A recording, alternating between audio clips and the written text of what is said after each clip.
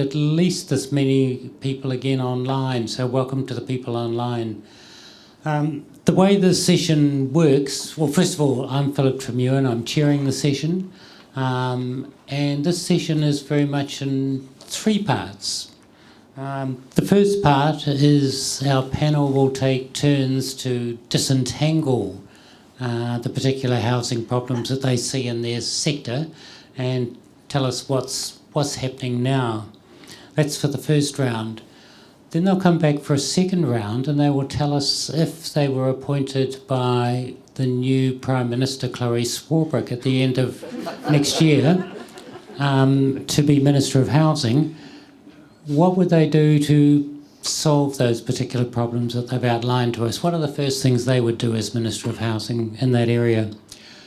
Then, of course, the third part of the session is you people in the room and you people online, questions from the floor, teasing out some of the issues. First up tonight, Aeron Davis. He's spent the last 2 years carrying out grant-funded research on our housing crises. He's talked to a lot of people and he's looked at the housing policy process. He's Professor of Political Communication at Victoria University. Over to you, Aeron. Kia ora. Thanks for having me. The first issue is what we mean when we say housing crisis. The last Labour government, or coalition, as they started in 2017, were helped propel to power on the back of the issue of the housing crisis. But what do they mean, and what did the electorate understand by that term? Having been researching the issue for some time, a bit longer than 2 years, 2.5 years, but researching aspects of it before then, and also I've interviewed about 70 people from homelessness shelters and charities all the way up to housing ministers and everyone in between. I was asked about what they thought one meant by the housing crisis, and between the literature and the reports and the answers to those questions, I've come up with sort of 9 different versions of what we mean by the housing crisis. Some of them are more obvious than others. By the first, we think about homelessness. That often attracts media attention. And that was a big part of the campaign to get Labour into power and the Greens into power in 2017. Linked to that, secondly, is the lack of social housing and the lack of transitional stroke emergency housing. And despite a huge social housing construction programme under the last government, we're still at sort of half the OECD average for the percentage of social housing available. So there's still a long way to go. So that's 2. Third, for better off voters, the middle classes, those swing voters, they think about affordability, the price of houses. And that's what many people think, unaffordability when we think about housing now. And connected to that, the lack of available stock, the right kind of houses, the houses in the right kind of places, secure, sturdy houses.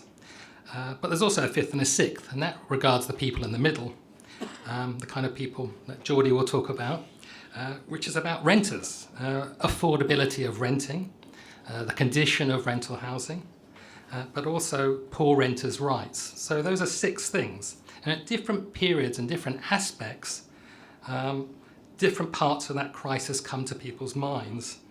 But at different points, the crisis is more harsh in certain areas in Aotearoa, New Zealand. So at points in the last 5 or 10 years, we've had one of the highest rates of homelessness across OECD countries. We've had one of the lowest rates of social housing in existence. We've had one of the lowest, or the highest levels of unaffordability in the OECD, all at different points in the last 5 or 10 years. Right now, large groups of people are struggling with just the cost of housing, the cost of increased mortgages, the cost of increased rents, but also everything connected to that, be it rates or heating. Now, how you think about the problem also affects how you think about the solution. When coming to power, all these things were in the fore for the last government. Once in power, the last government tried to engage with all these 6 aspects. But as we know, they failed pretty thoroughly on the Kiwi build side in effect not doing well with those middle centre ground swing voters, and we got a huge housing bubble rather than cheaper housing. So then they focused on rental rights and they focused on social housing, the things that they could manage to fix more simply. But what you had then and you have now, and you'll probably have at the next election, is a sort of split. On the one hand, that concern with prices that affect more better off voters, people who are sort of more connected into the political process, and on the other hand, those people who are less connected and are more likely to be on the streets, more likely to need social housing, more likely to live in very difficult rental conditions. And for any party thinking about achieving power, what are you going to focus on, and what is the issue that's most important? There are also 3 more. I mentioned 9. So there were 3 other issues, and these are the kind of issues that also brought me into looking at housing, because housing also is connected to sort of 3 other types of crises, which aren't necessarily directly linked to housing, but very much housing is part of them. And so one of them is just the tensions between Maori and Pakeha and treaty rights. And there are very clear racial differences, and Maori and Pacifica have some of the worst rates of homelessness, double the average in the country. So there's a clear divide around racial issues.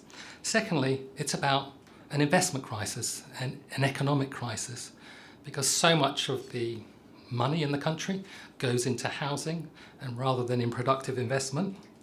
So we have a sort of strong economic distortion of what's going on in the country. And thirdly, it's driving poverty, but also fundamental divides, not just in race, but across class and generations and regions.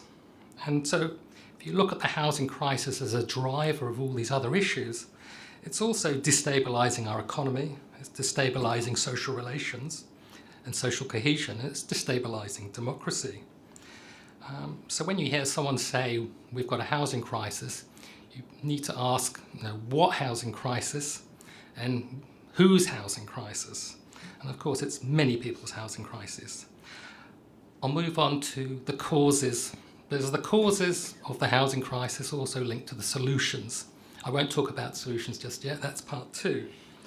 But yes, I've interviewed 70 people, I've read all the policy documents.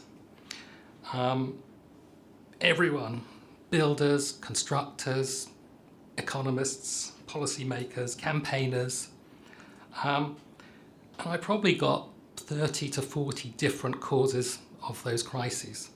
I'm not going to go into all those details now, you'll be relieved to hear. A lot of them are talked about in the media quite regularly, a lot of them aren't. A lot of them are sort of seen to be hidden from the public discourse.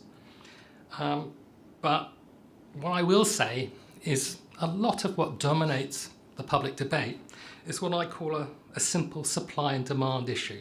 Housing is about simple supply and demand issues in which we get a quick, magic, hey presto solution. Governments come in, it's a supply and demand problem, here's a magic solution, preferably enacted within 3 years while the policy cycle is going, and hey presto, things will be fixed. Now what I mean by a supply and demand problem is really a sort of minimization and simplification of the issue. And it's not just a simple supply and demand problem of one market, it's multiple interlinked markets. But in the public debate, you'll hear things like, if you read the housing news often enough, immigration has gone up, we've got huge population growth, too much demand, that's causing the problem.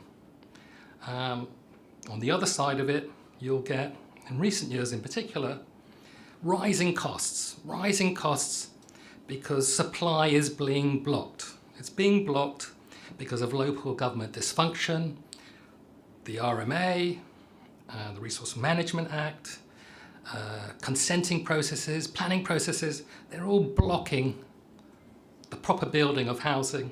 Therefore, prices are going up because it's their fault. So if you fix one aspect, those elements, it will be solved and everything will be okay. Trouble is, governments, not just in Aotearoa, but countries around the world, have been making this argument for 20 or 30 years. And it doesn't matter if you're in Britain or Australia or America or here, they end up blaming the consenting planning process. And if we could only fix that, we'd build more houses and we'd be fixed. Except it doesn't matter how much they change that. Prices are still going up, we still have more homeless, we still have a lack of social housing. So we've got to look beyond that, beyond the default setting of the simple supply and demand equation. So I'm going to talk about a few other quick things. If you read enough of the literature and talk to enough people, probably the number one cause of those housing crises is the state's withdrawal since the 1980s.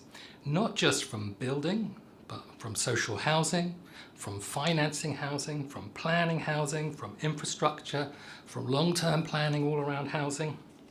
I'm not suggesting we want a Kiwi Build Mark II, but there is a key role for the state to play, whether that's in conjunction with the private sector, with the third sector, but the state has a key role. And in lots of countries where housing is not so bad, the state has a bigger role. Secondly, councils, for all their failings, I have to be careful here next to Geordie, and they do have lots of failings, they're an easy political target. If you actually go and speak to people in councils, why are you not supporting more housing? Is it your fault that there's no consenting? They give you a lot of very good reasons why they're not pushing ahead with lots more housing. They have huge financial, political, legal risks, and that is standing in the way. So it's far too simple to just say it's the council block. Thirdly, not enough is said about our construction sector, which in some aspects is quite monopolistic, and in other aspects is actually very precarious and fragmented and fragile and inefficient and unproductive. And there needs to be changes there, but that's not part of the larger discussion. But I'm going to kind of dwell on two particular points which really don't come up very often. And they come as much from my interviews and other experiences. And the first is to do with money in the economy. Now, this is going to sound a bit unhinged to many, especially in the policy circles.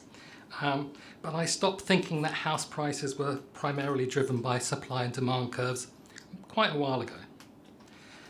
Just to say, as an example, during COVID, we had 0 years of immigration. We had zero immigration, no immigration for a couple of years, but house prices went up 38%.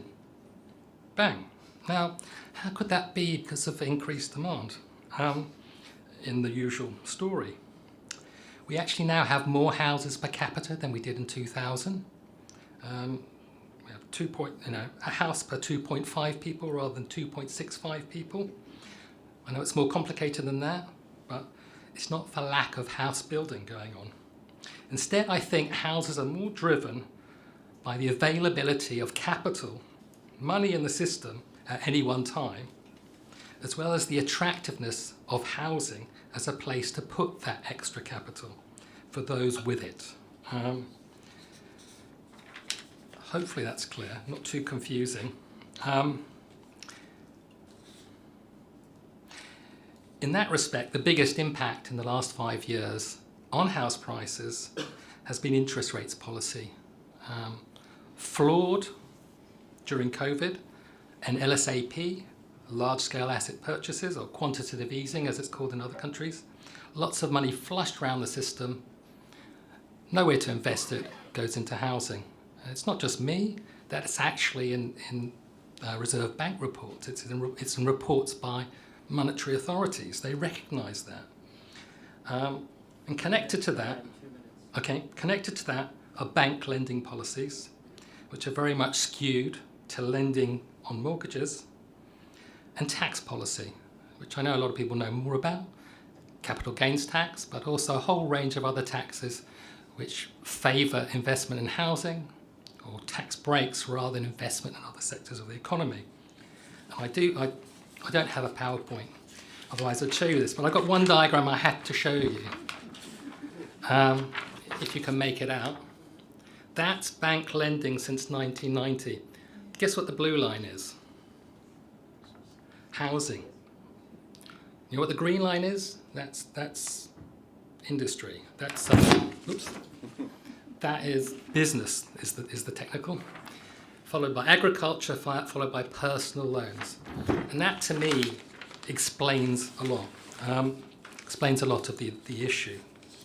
The last thing I'm going to say, I've lost my notes. The last thing I'm going to say is the other key thing, which I've heard from so many people who've been working on housing for 20, 30 years, is housing policy has become a short-term ideological political football.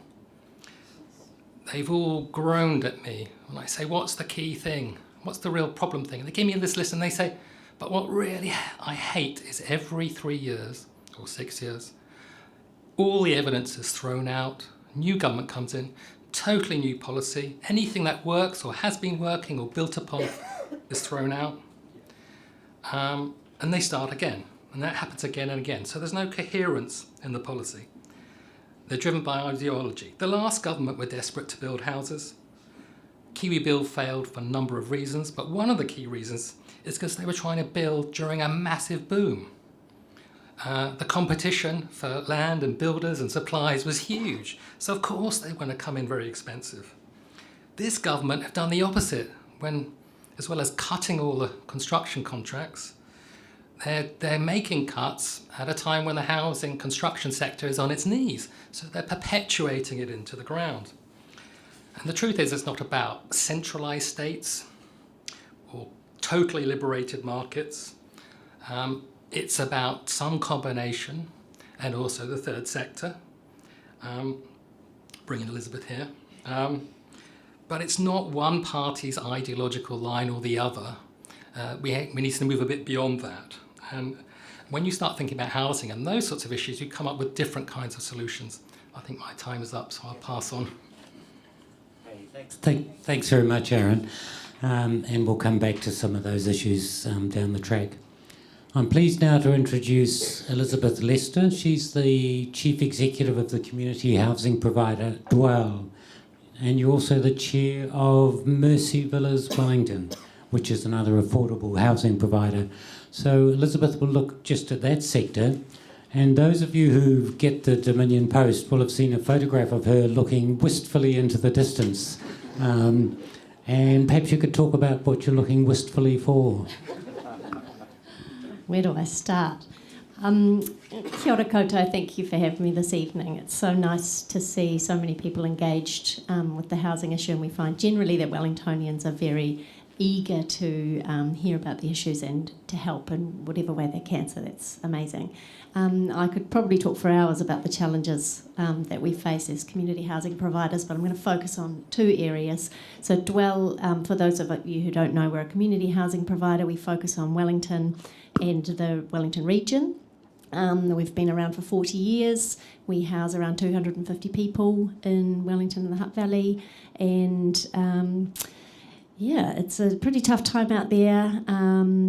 What we're fighting for is long-term housing solutions, and so for me and for us, that is the biggest problem. For anyone here who's tried to renovate a bathroom or tried to do anything at home, you'll know that council consenting, sourcing tradespeople, construction, that takes time. It's not something that you can do very, very quickly, and you need a long-term plan. And so what frustrates us, and Aeron's just alluded to this, is the absence of a long-term plan and a long-term strategy with regard to housing.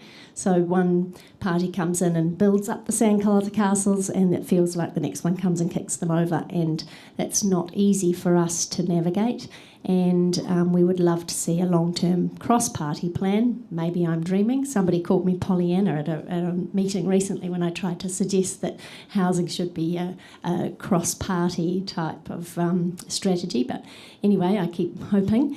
And you sort of stole my idea there, really. But, a recognition of housing as infrastructure and necessary investment rather than a welfare spend or a nice to have spend would just be the first step, and then recognition that a long-term strategy, no matter what the minimum spend of that would look like, that we could plan for. That's one of our challenges, the absence of that.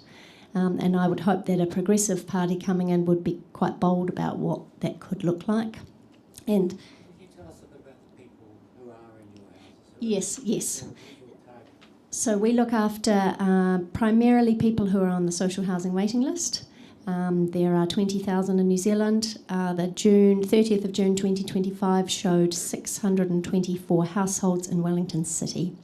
So those are people, and I looked today actually, 591 of those households have been, I'll just get the exact wording, have been categorised as having a severe and persistent need that must be addressed immediately.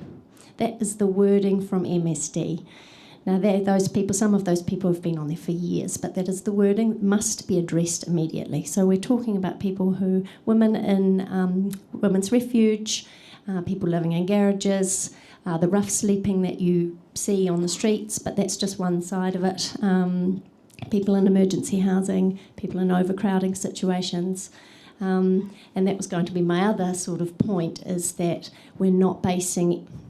There is no long-term strategy, but any of the decisions that are made, we're not basing them on real data.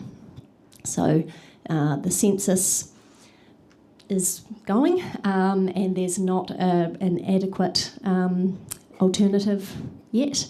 And what we're seeing is that a number of the people on the social housing register, the data is inaccurate, and there are a lot of people out there who haven't made it past the front desk at MSD to even be on that waiting list. So we don't actually know the true picture, but what we're seeing on the ground is pretty concerning. And that's the other thing, data only paints one picture. Unfortunately, when we go to the Housing Minister, he doesn't want to hear about the man who was living in his car and ended up in hospital 3 nights a week because he didn't have a fridge to put his asthma medication in. Actually, it wasn't asthma, it was diabetes, sorry. But, there's a lot of stories that we see at the coalface, and we know what an impact good housing can have, and that's why we're advocating for long-term solutions. And all of us can see as we walk around the city the huge increase in the number of people rough sleeping. We'd see 2 or 3 in the past, and now we're seeing 20 or 30 walking through town. Huge increase. Okay, Geordie Rogers, Wellington City Councillor. He's got a strong concern for affordable housing. Previously, he was president of Renters United, and he led the organisation to secure the rights of renters during COVID. Geordie, talk a bit about both of those aspects of your last few years, both the renters and also the role of council. Of course, yeah. What I thought I might do is just kind of start off by sharing how I got into advocating for renters' rights, because I think a lot of people have a sort of picture about what renting looks like, and I guess when I describe my experience, I want to describe it, and I want you to know that it is not an uncommon experience. It's an incredibly common experience. I'll go through my first 3 rentals in Wellington. My first one was on Balcott Street. There was a hole in our wall, letting water in, mould growing in the corner. Of course, the logical thing that we did is emailed our landlord with a photo saying there's a hole in the wall. We're having mould growing on our carpet. And of course, as the logical landlord did, came and replaced the carpet, so the mould was no longer there. But the hole in the wall still persisted. My second rental, I was actually renting with a long-term partner at the time, and she left the relationship quite quickly, and so we wanted to leave the house. The landlord was quite happy to facilitate this. They said, if you give us $350 as a lease break fee, we'll help you find some new tenants so that you can move somewhere else. And about 4 weeks later, still nothing from them. They hadn't actually listed the property up as being available yet. And so, long story short, went to the tribunal. And I think the most shocking part of that case was I went to the tribunal and expected an adjudicator who would adjudicate fairly, someone who would recognise that there's a power imbalance between my landlord and myself and try and come to some sort of productive solution. Instead, I kind of left that situation feeling berated, feeling like I was entirely inconveniencing everyone in that room, from the landlord to the adjudicator to everyone who was facilitating that process. I did also cry in that room, and there was no support for me there. I wasn't allowed to bring someone to represent me. The third one was living in an apartment building. The body corporate decided we're going to put double glazing in every single apartment. All the owners have to agree. And for some reason, my landlord decided we didn't need double glazing. Just didn't need it. It wasn't part of the Healthy Home Standard. We had multiple conversations with them about how it's actually a great investment for your property. If you ever do come to sell it in the future, it'll be much better. Every apartment in that building had their windows changed out for double glazing, except for ours. And in that process, they had to repaint the window panes, and one of the windows fell out. That took a while to be replaced. And another one was smashed by a contractor, and the broken glass was left in my bed, and they didn't actually tell me until I'd actually slept in the bed. So those are just my first 3 rental experiences. And I mean, they might sound shocking to some, but this is quite common amongst people who rent now. People who aren't just renting for 1 or 2 years, but see renting as a long-term form of living in New Zealand. And it's not necessarily the fact that those individual things happen, because you could expect that in maybe 1 or 2 cases they would, but it's the fact that they've become systemic. They're an everyday part of everyone's experience renting. And when you go and you try and have these problems addressed through the system that the ministers on both sides of the government were very happy to tell me were adequately upholding the rights of renters, you often find that isn't the case. And so I would say, in particular, that power imbalance and the lack of a system that recognises that one person is advocating for their investment while the other person is actively advocating for the home they're living in is not set up for success. The other one is touching on something that changed recently between the Labour government and this national government, and that's the security of tenure. When we look at all of the countries across the OECD that we see as having really functional housing markets, one where you see people setting up families, setting down roots in communities, no matter what their age is, no matter what their occupation is, one of the things they have in common is it's really easy to stay in a place once you get into it. Knowing that you are not going to be kicked out in 90 days for any reason actually enables you to form relationships with the people around you. If you know that you can be here for the next 5 years, you're far more likely to introduce yourself to your neighbours. That means you get much better support when you're sick, provides far better health outcomes. You're much more likely to have your children stay in the same school. Many children with parents renting now will frequently move between schools as their parents move between rentals. Some children, in studies done by research centres here in Wellington, have moved almost every year they were in primary school, which is incredibly difficult for them to forge relationships with their educators. So having long-term security of tenure actually leads to better education outcomes as well. And it also leads to better communities that are able to support each other. That's kind of, I think, where I see some of the problems in renting. In terms of, problems in council, how did I get into council? I was actually lobbying the council to do something about the quality of housing in Wellington in particular. Quite often Wellington comes out as having some of the coldest and dampest rental properties in New Zealand, and there was this one beautiful little line in the Health Act that actually said councils have a legal responsibility to make sure that their housing is healthy. And leveraging that one tiny little line that I think was in legislation back in like 1956 or something, we were able to get council inspection officers who were already going out and doing inspection work and had some free time available to just be able to answer the phone. A renter who just needed a little bit of advice about whether their home was healthy or not, needed someone to come around, and honestly, in many cases, you already know your home is not compliant. What you need is someone in a perceived position of authority to say, your home isn't compliant and it's not okay, and this is the step that you need to go on to actually resolve it. So we advocated for that, and that kind of opened my eyes to the ability for local government to take positions, in particular when central government isn't. And it really also, I guess, extended my eyes to public housing. We provide public housing through a community housing provider.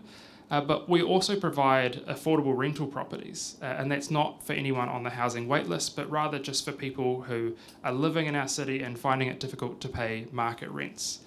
So as a council, we look at the full system of housing. Some people would refer to it as a ladder, but I like to refer to housing as a puzzle. I can touch on that in my what would I do if I was the minister bit. But essentially, we look at every single place and think about how can we enable more people to live well in this city. And whether it is people who are trying to build houses, whether it is people who are living in them, whether it is people who are trying to rent houses at an affordable rate, or whether it's people who need the assistance through a community housing provider, making sure that we are an enabling council has been a big part of that. But there are so many challenges that we face, particularly around, for example, central government. Every time your income goes up, the revenue goes up. It's not the same for council. If we want to ask people for more rates, which we do every single year, it's actually about going out and consulting with the community. And what's difficult with councils is we provide 400 services in Wellington at the moment. And so every single person comes in, they get their 5 minutes to speak, and somehow in a one-way conversation with them, we have to try and figure out which of those 400 services they think are the most important and prioritise them accordingly. Ultimately, we have more demand for services than we can afford, and we have less demand for charging for services than we have people wanting them. And that's just not the same for central government.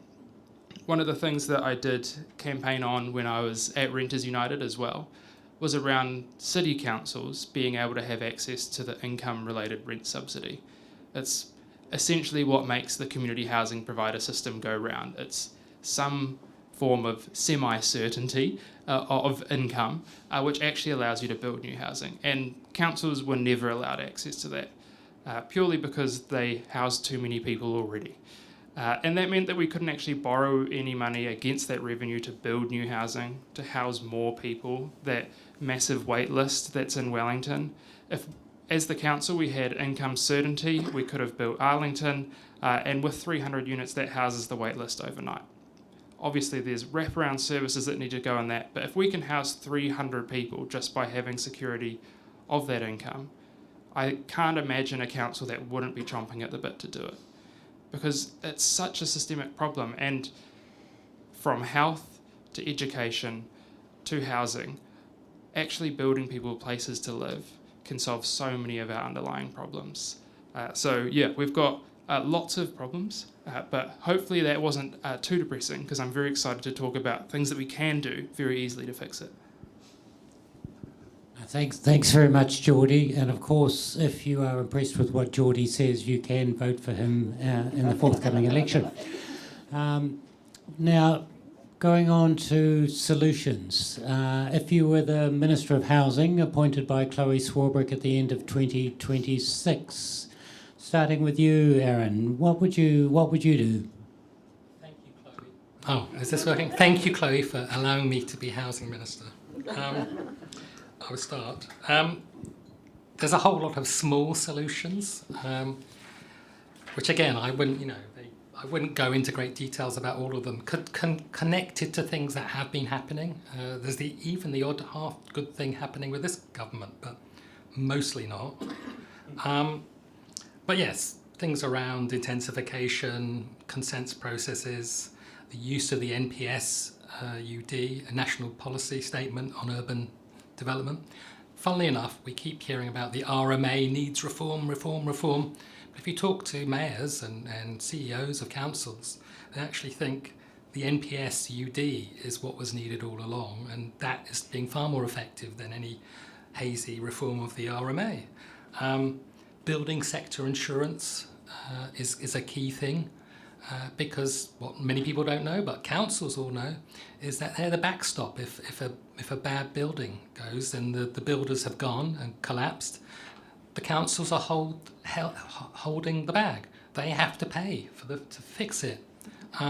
That's part of the huge risk that they're taking on every time they agree to developments of all kinds. But if you actually had a building insurance scheme, Chris Penk has briefly talked about this recently. I don't know how many steps they've taken.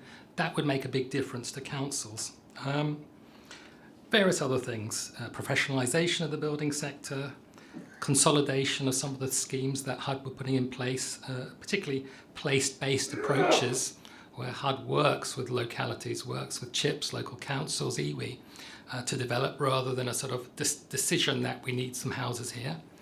And these place-based tools seem to be working rather well. I mean, I might have got the biased view from talking to Andrew Crisp a lot about it, but it seemed to me a very good step in the right direction. But I'm going to make two sort of more strange, outlandish suggestions for major things which will probably never happen, but you know, if I had that power.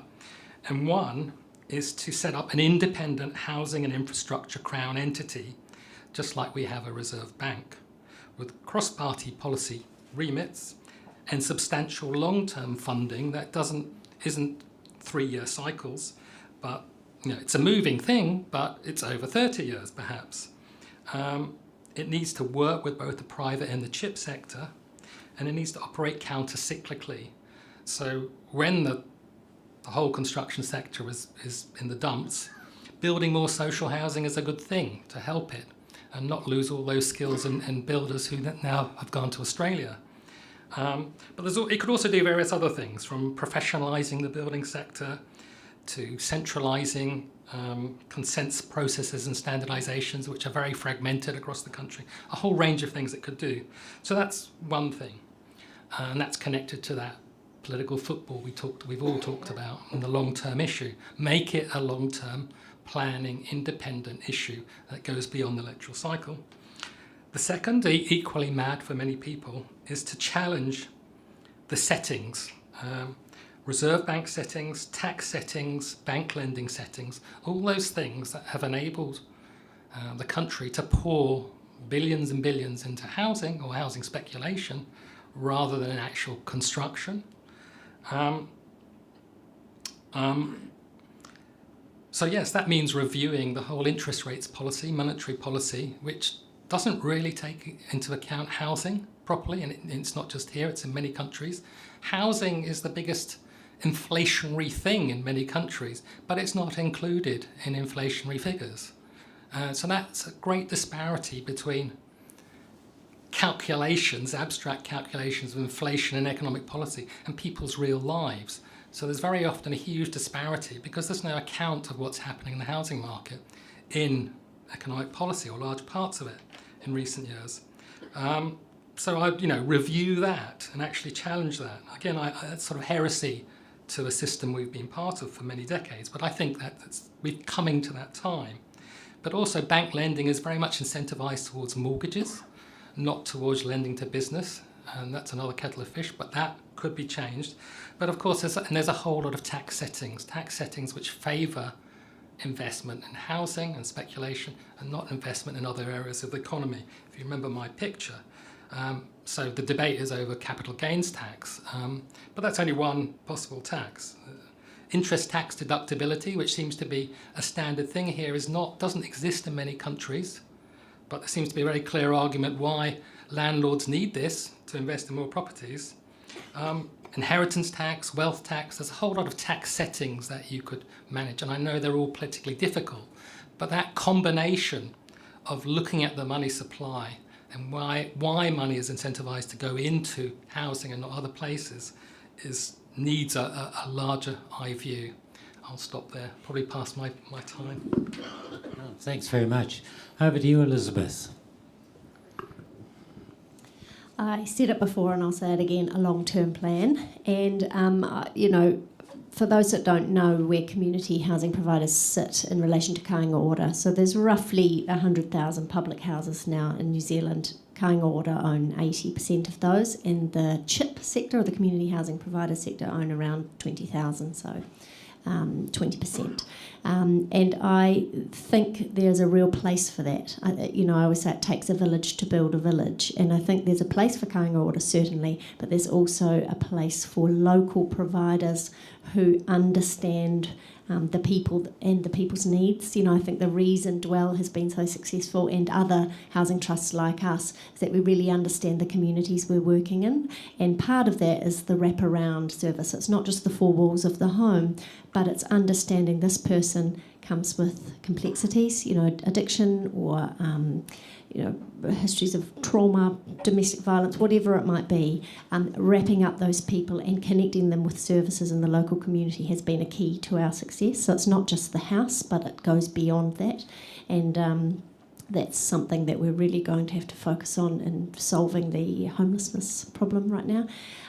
So that's one point, is that long-term vision and money.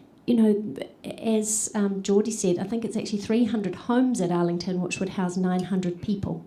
Now that is just a money issue. That's just a funding issue that has stopped that from going ahead, which is a real shame. And I'm not saying housing is not expensive, but homelessness is more expensive. And just recognising that, taking some of those proactive approaches, building some of those fences at the top of the cliff, and investing rather than the spending that's happening at the bottom when people have fallen off. So it costs a lot more on our health budget, our corrections budget. People are not sending their children to school every day when they're living in their car.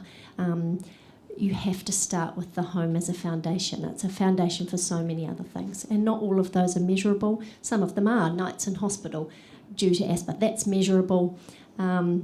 But some of it isn't. Just some of the stories we see. I talked about the man in the car who couldn't get his medication into the fridge. He hasn't been in hospital since he moved into his home. The refugee woman who's moved in, who was in emergency housing for 3 years with her children. She's now moved in. She doesn't have to think about survival every night. She's bought herself a sewing machine. She's now sewing clothes. She's selling those clothes. None of that is measurable. But what we see is that housing changes lives, and those, warm, dry homes shouldn't be a luxury. It just should be a foundation for everything else in New Zealand. And that's what I hope a housing minister, that's the focus I would love the housing minister to have. Fantastic. I guess the first one isn't actually a policy. I would say it's rather an attitude and a way of communication. I said earlier I don't like the idea that we talk about housing as being a ladder, something that you climb from the bottom to the top and you never fall down, because I think it doesn't grapple with the reality of people and the way that they live. Whether you go in and you buy a home with your partner and then you split and then you're renting for a short period of time, whether you're going to travel overseas for a little bit and you want to rent out the home you own to someone else, I think it is far better for us if we think about the housing that is provided as a puzzle. And it's about finding the piece of housing that fits your current situation. And the job of the government should not be about making sure that you're moving from renting to owning an asset, but making sure that when your life circumstances change, there is a housing option available that works to your circumstances. And I think one thing that we have failed to do in New Zealand is make renting as a way of living work for people's circumstances. It is pretty much in every element of our lifestyles the only way that we can get to the top, and this even comes through in the reports that the Reserve Bank produces, that Housing and Urban Development produce. If you're not getting into home ownership, you're setting yourself up for failure. And that's not a society that we can have. I think, from my perspective, I would love to rent for my entire life. I love the freedom that it provides.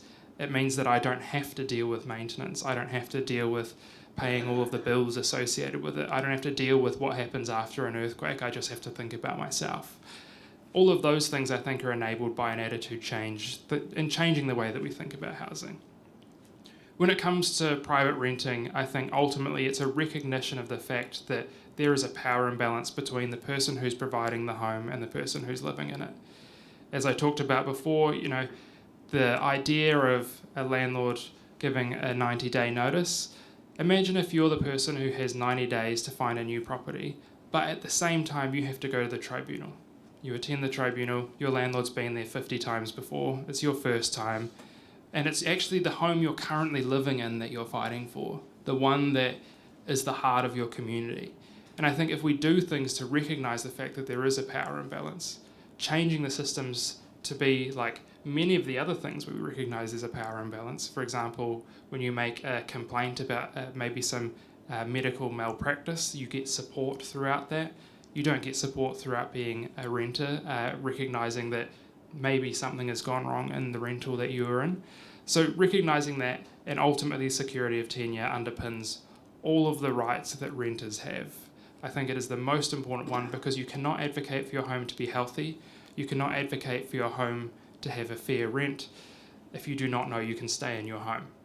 Because fundamentally the first thing you will be doing if you have any issues is trying to find a new place, because you recognise as a renter how important it is to actually have somewhere to live. In terms of the council aspect of housing, I think I would really focus on empowering council to deliver what it is mandated to do. We are told to deliver so much infrastructure. We're also told to look after our communities and their housing.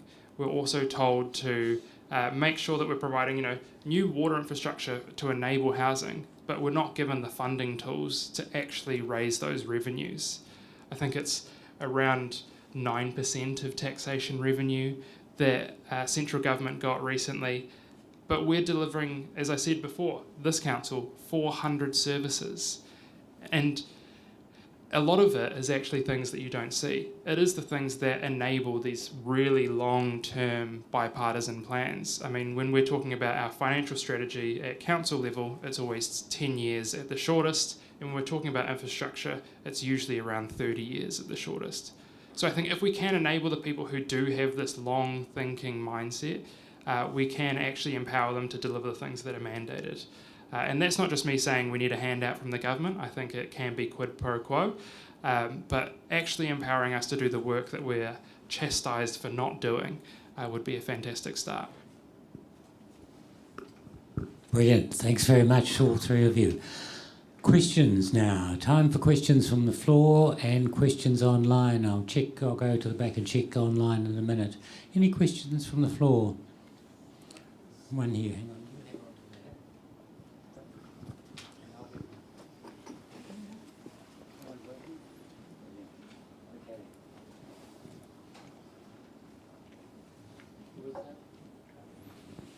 Stand up, please. Stand up. And name? Or Pactrol.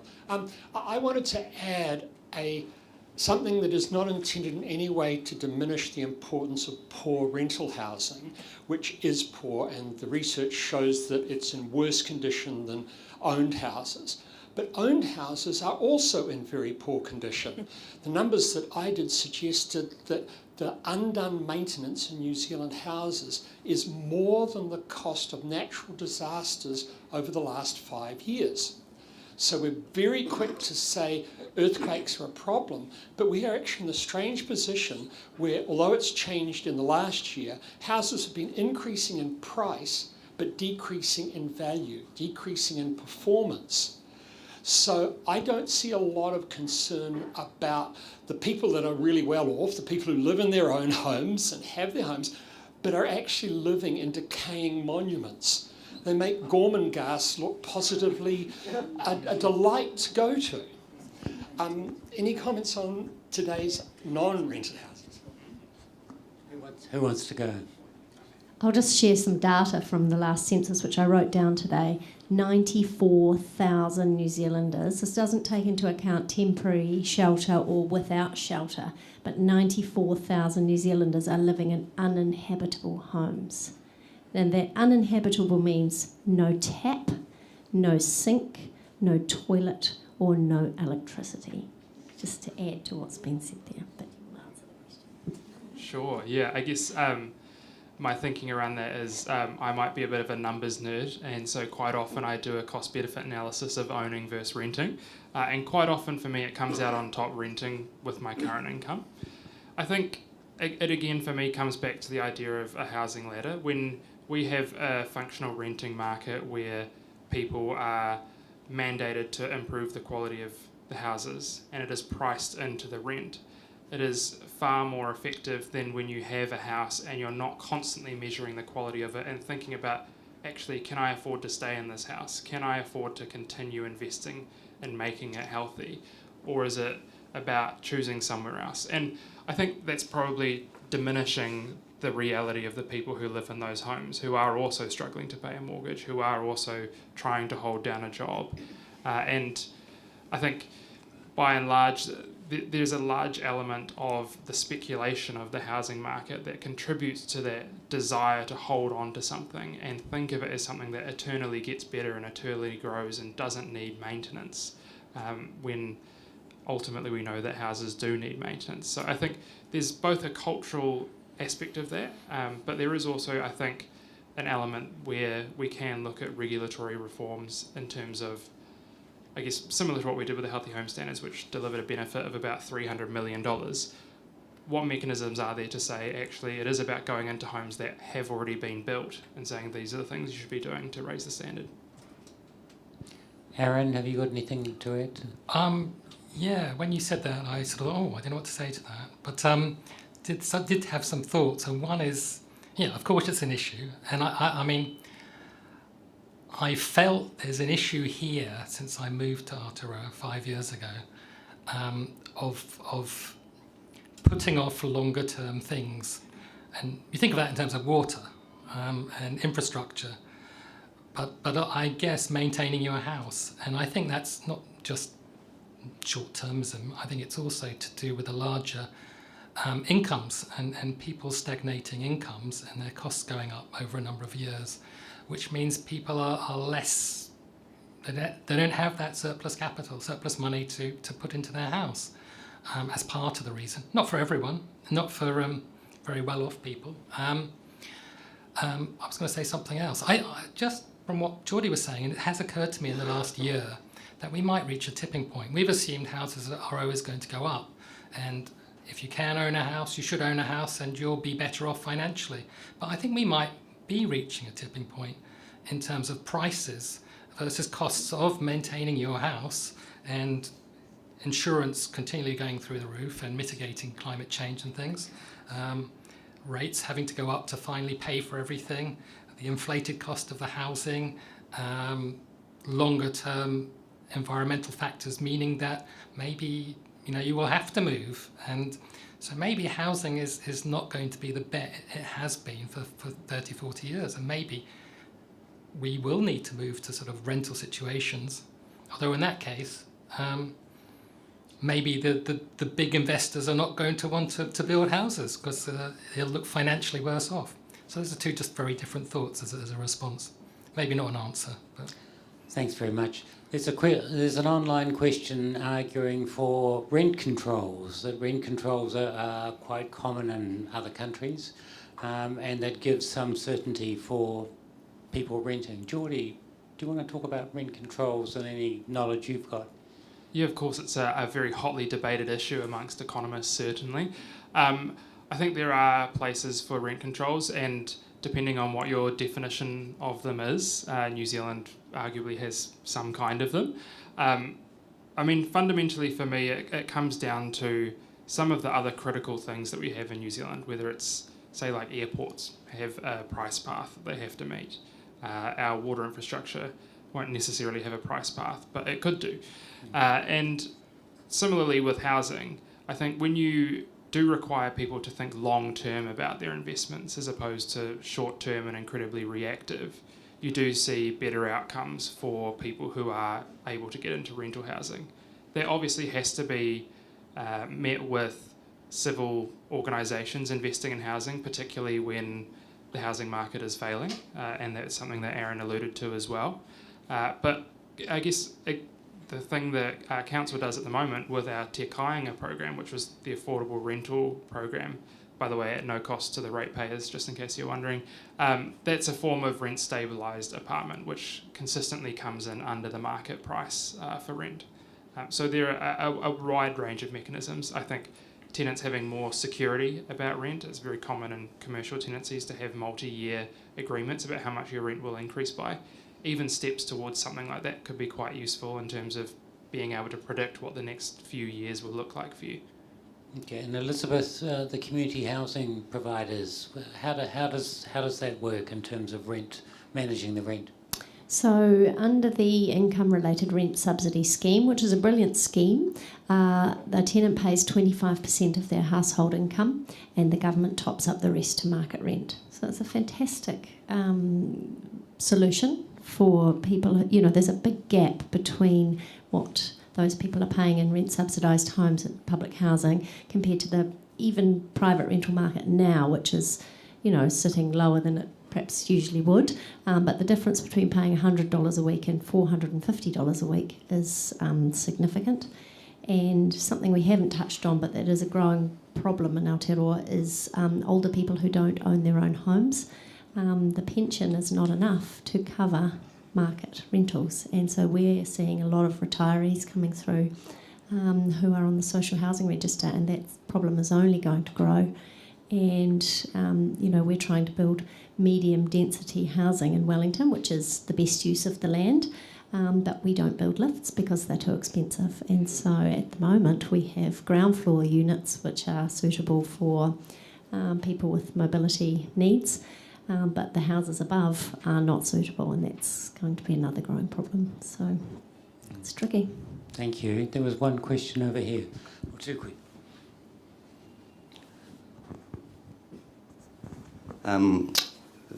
Thank you. I hope that by the end, if I've said a couple of things, I've come up with what the question is, but it's philosophical. How do we change the way we look at housing in New Zealand? Because housing is a basic human right, and so everyone should have a house. But not only should they have a house, but it should be healthy and safe. And it disturbs me when I hear politicians say, oh, this house for the homeless is of too high a quality, and they don't deserve something as good as what? Have you got any thoughts on that? Housing is a basic human right, and they need to be so safe and healthy. Not only the renting ones, but as just discussed, everyone's house.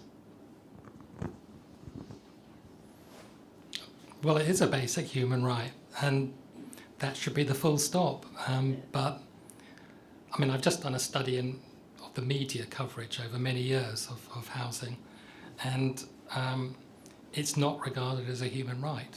A majority of articles covering housing treats it as an investable asset, and housing is part of the housing market.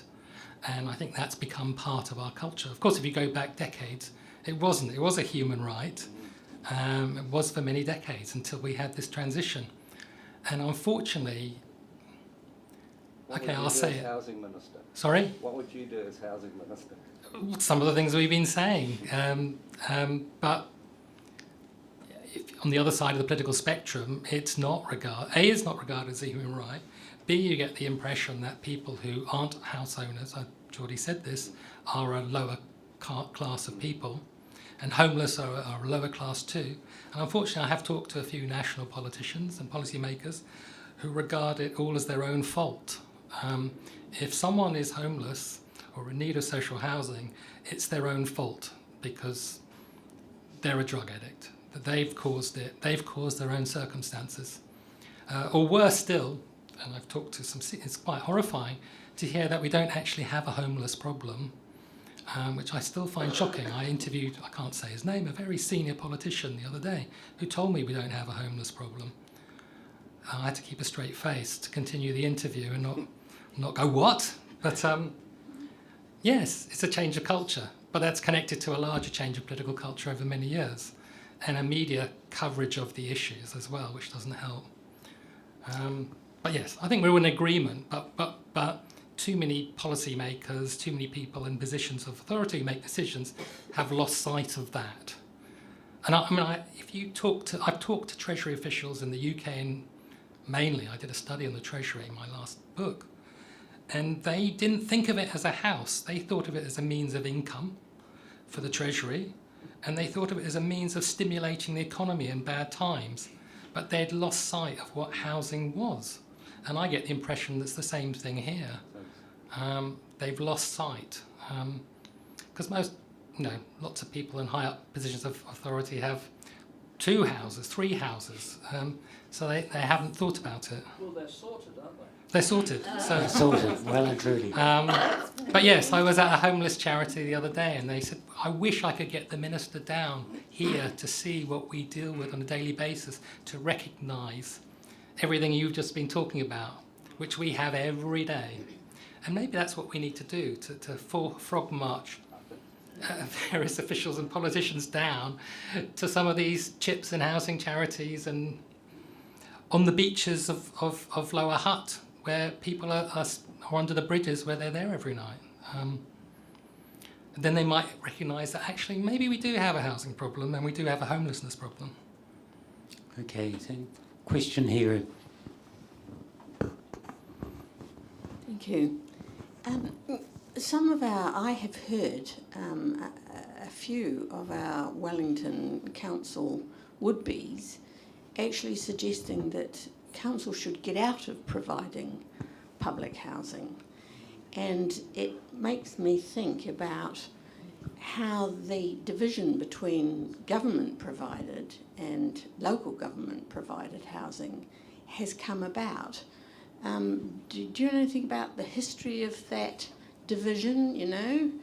Who did which bits and how it's changed over the last 50 years maybe? It's a great question. I might not be able to remember all the dates and who did who's and what's, but at least in terms of the withdrawal of local government from social housing, it primarily came around from seeing two options in the way that people could pay for it. They could either pay for it out of their own income using the accommodation supplement and the benefit, or if they were in a community housing provider, they could get access to the income-related rent subsidy.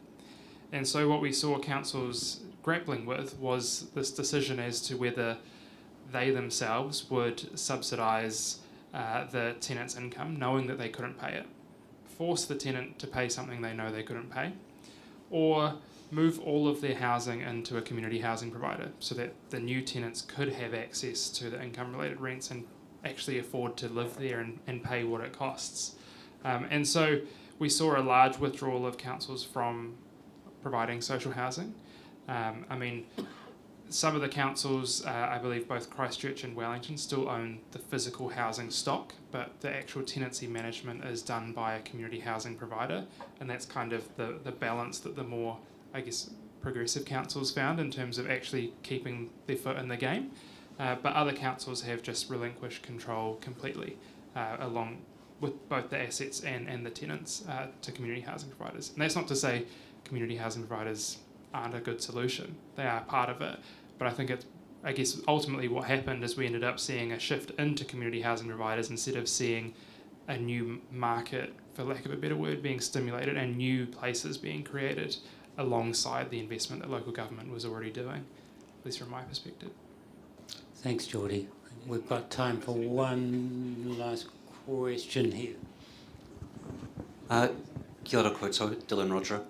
I moved to Hawke's Bay after Cyclone Gabriel to help recover after that, and there was a brief mention there.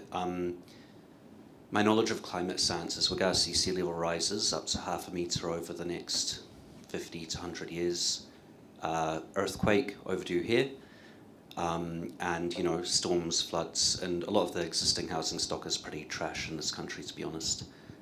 I'm wondering how you did mention climate adaptation and resilience, how you'd propose, again with that, if you had the power thing, bridging that gap between adapting to, you'll have homes become uninsurable and lose all value, basically, so it's going to really disrupt the housing market, to put it in market terms rather than humane terms, but it's going to have an enormous impact on the country and the world. And how would you address this? Primarily with a look at climate change, but also, I guess, any kind of disaster relief like what happened in Christchurch. How would you get people back on their feet? How would you help that area recover? Thank you. Well, that just sort of adds to the problem. And it's, as you say, it's a problem all over the world, which governments have sort of buried their heads in the sand about.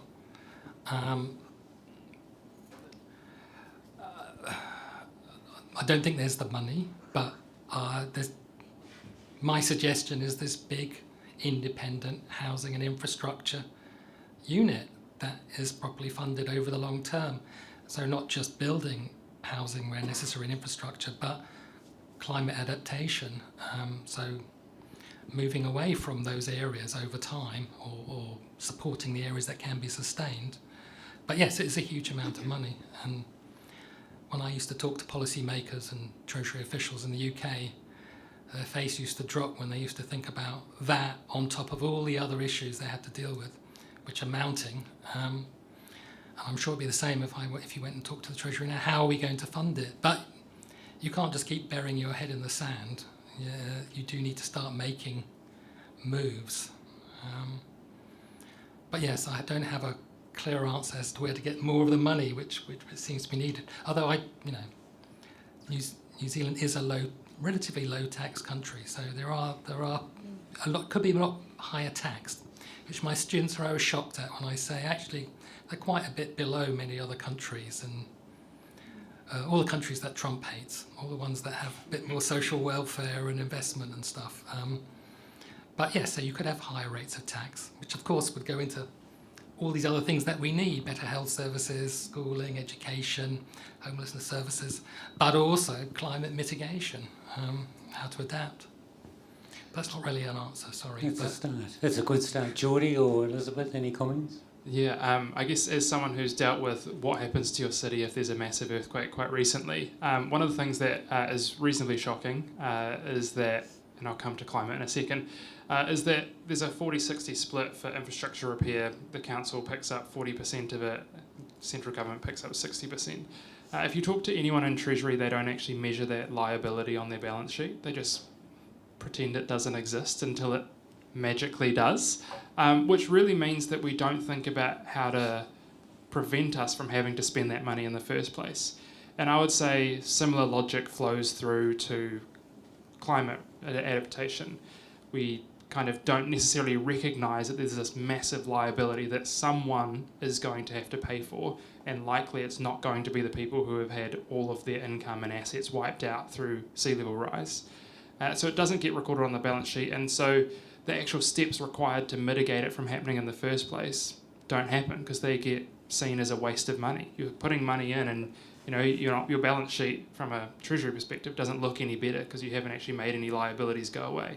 That's just because it wasn't there in the first place. So I think in the market sense, we're not recognising the fact that climate change is going to cost us a lot of money in the long term, and so we're not actually investing any money in the short term either. Ironically, I think it's insurance companies are more progressive because they're forcing a change before government. Yeah, the comment there for those online was that insurance companies are more progressive because they're forcing the change a bit more than central government is, which I would totally agree with, especially if you looked at the cost of insurance in Wellington and the way that insurance companies are modelling the likelihood of an earthquake compared to the way that either local or central government is modelling it. Elizabeth, any comments? Nothing to add from the community housing providers. Hey, thank you. I'd just like to say the panel's risen to the challenge. It's a big challenge. Started unpacking the problem, started looking at some of the solutions. So thank you, Aeron. Thank you, Geordie. Thank you, Elizabeth. Been tremendous.